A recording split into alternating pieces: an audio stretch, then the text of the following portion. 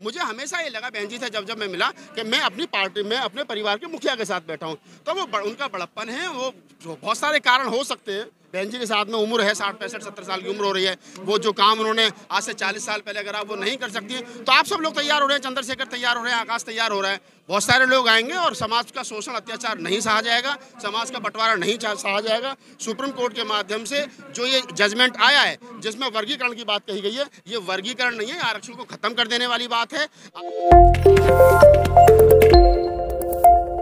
एक वो पक्ष था जो इसके समर्थन में था, एक वो पक्ष था जो इसके विरोध में था, और साथ ही साथ हमारे भी समाज में कल और परसों जो पीसी करी हैं जिसमें हम भी शामिल थे, हमने भी सिर्फ ये जान करके कि हमारे लोगों का नुकसान ना हो, तो आंदोलन सिर्फ शांतिपूर्वक तरीके से हो। लेकिन फिर भी मैं बड़ा मतलब ये सब कुछ देख करके बड़ी खुशी हो रही है कि समाज में कहीं ना कहीं एकजुटता है, अपने हक हकूक़ के लिए समाज लड़ना जान रहा है। और आज जिस शांति प्रिय तरीके से पूरे मुल्क भर में समाज निकला है वो खुशी का विषय है, और सरकार दबाव में आएगी, बिल्कुल आएगी, और हमारा जो वर्गीकरण सरकार करने की कोशिश सुप्रीम कोर्ट के माध्यम से कर रही है वो रुकेगा, और वो कहीं ना कहीं समाज को बंटने से हम लोग रोक पाएंगे। बिहार से कुछ ऐसी खबरें आ रही हैं कि लाठीचार्ज हुआ है। हाँ, बिहार में छुटपुट घटनाओं की खबरें आई हैं कि बिहार में लाठीचार्ज हुआ है।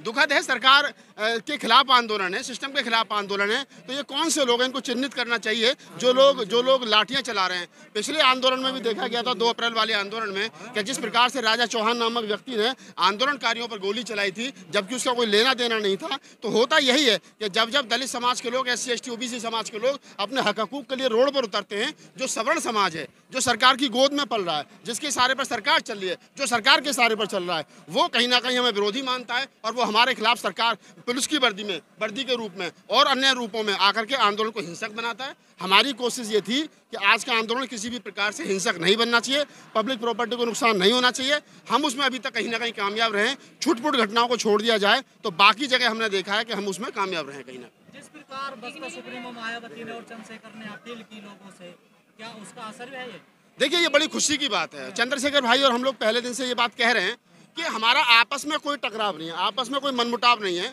किसी बात को लेकर के बहन जी के साथ, चंद्रशेखर के साथ, राहुल नागपाल के साथ, अन्य किसी व्यक्ति के साथ व्यक्तिगत नहीं है, वो किसी मुद्दे को लेकर के भिन्नता हो सकती है, लेकिन ऐसा नहीं है मेरा चंद्रशेखर के साथ, चंद्रशेखर का बहन जी के साथ, बहन जी का हमारे साथ कोई व्यक्तिगत नहीं है। अगर हमें लगता है कि हाँ बहन जी को ये स्टेप लेना चाहिए तो वो नहीं उठाती हैं, तो हम कहते हैं कि उठाना चाहिए था। आज मुझे बड़े खुशी के साथ ये बात कहनी पड़ रही है कि आज मैं देख रहा हूँ कि लोगों के सर पे तो टोपी बहुजन समाज पार्टी की है और हाथ में झंडा जो है वो आजाद समाज पार्टी का है। ये है मोहब्बत, ये है एकाकी। मुझे वो दिन भी दूर नजर नहीं आ रहा, वो दिन भी पास नजर आ रहा है कि जो बहन जी बसपा की सुप्रीमो है वो कहीं ना कहीं चंद्रशेखर की आजाद समाज पार्टी आने वाले निकट भविष्य में जैसे इस मुद्दे पर एक साथ आए चंद्रशेखर और बहन जी, आने वाले अन्य मुद्दों पर भी समाज के ऊपर होने वाली एट्रोसिटी, शोषण, अत्याचार पर इकट्ठे आएंगे और एक बड़ी राजनीतिक ताकत भारत में बनेगी। जिस प्रकार आज चंद्रशेखर ने बहन जी को कहा है, आपको नहीं लगता कि बड़ी दूरियां जो थी वो अब नजदीकी उनमें तब्दील हो रही है? देखिए, मैं जितना चंद्रशेखर भाई को 6-7 साल से हमारी उनकी मित्रता रही है, मैं आपको बता दूं कि चंद्रशेखर भाई हो या हम लोग, हमारे ग्रुप का कोई भी व्यक्ति हो,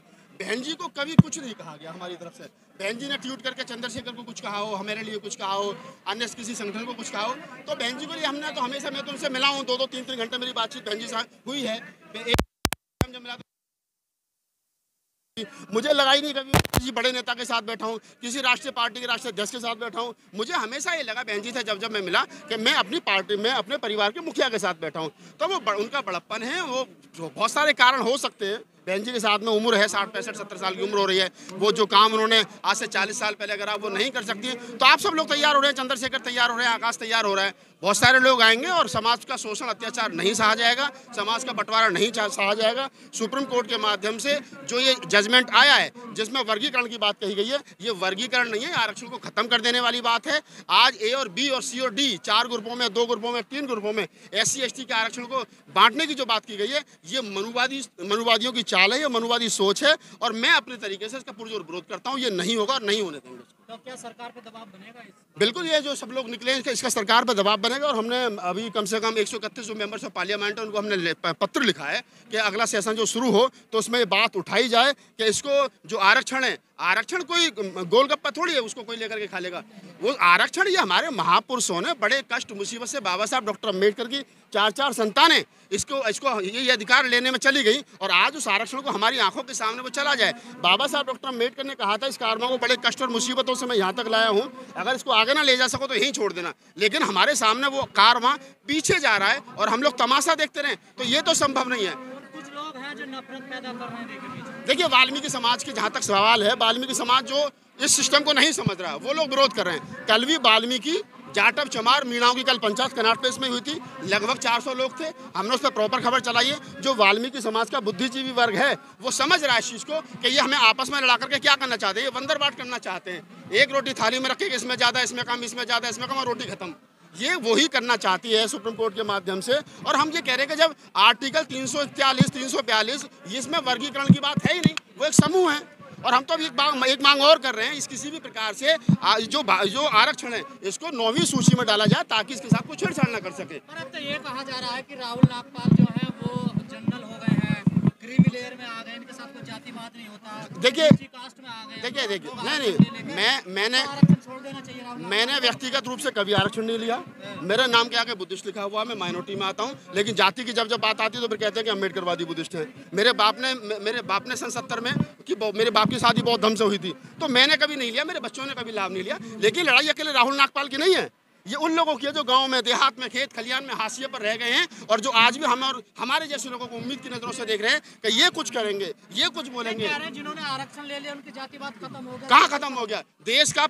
देश का राष्ट्रपति रामनाथ कोविंद पुष्कर के मंदिर में जाते हैं, उनको पूजा नहीं करने दी जाती है, उनको सीढ़ी पर बैठ करके पूजा करनी पड़ती है। देश की दूसरी राष्ट्रपति द्रौपदी मुर्मू वर्तमान में जो है वो मंदिर में गर्भगृह में प्रवेश नहीं कर पाती। अरे जब देश का राष्ट्रपति बनने के बाद में जाति नहीं जा रही है, तो क्या MP, MLA, विधायक, सांसद बनने के बाद में हमारी जाति चली जाएगी? ये सिर्फ गुमराह करने वाली बात है। आज भी अगर किसी जिले का DM शेड्यूल कास्ट लगता है ना, और कोई ठाकुर और कोई लाला जी और कोई पंडित जी वहाँ से निकलते हैं ना, जब बाहर निकलते हुए जो गाली बकते हैं, कह रहे वाह क्या अम्बेडकर काम कर गया, क्या DM को हमें चमार DM को हमें सल्यूट करना पड़ रहा है।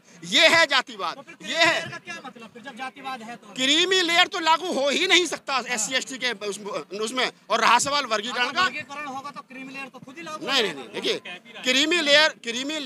क्रीमी लेयर तो लागू नहीं हो सकता, पहली बात। और दूसरी बात, जो वर्गीकरण की बात की गई है वो हम लागू होने नहीं देंगे, ये आप लिख लो पूरी ताकत से।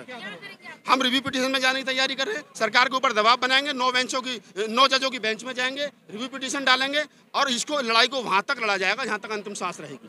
वकील हैं आपके पास? क्यों नहीं है वकील हमारे पास? अरे हमारा तो बाप 100 साल पहले डॉक्टर अम्बेडकर इतना बड़ा वकील का, उसके जितना वकील नहीं था कोई। बहुत बढ़िया, जय भीम, जय भीम।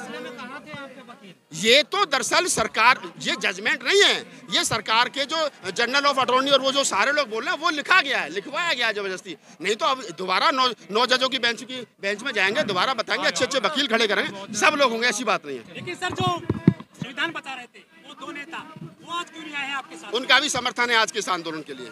अखिलेश यादव का भी समर्थन है, राहुल गांधी का भी समर्थन है, सारे लोगों का समर्थन है। हमारा कोई दुश्मन नहीं है। SC ST OBC के जितने नेता हैं वो भी सब हमारे हैं, हम भी सब उनके हैं। हमारी लड़ाई इस देश के 12-14% जो मनुवादी लोग हैं उनसे लड़ाई है। हमारी लड़ाई इस देश के 85-88% लोगों से नहीं है। अगर वो कहीं गलत होंगे तो बैठ करके बात की जाएगी, वो चाहे राहुल गांधी हो, चाहे अखिलेश हो, चाहे अन्य कोई हो। देखो ना, चिराग पासवान सरकार में मिनिस्टर है, उसने विरोध किया है, क्यों नहीं किया है? बहन जी ने विरोध किया है, चंद्रशेखर यहाँ तुम्हारे सामने बैठ करके विरोध करें, जंतर मंतर में जमीन पर चंद्रशेखर भाई बैठे।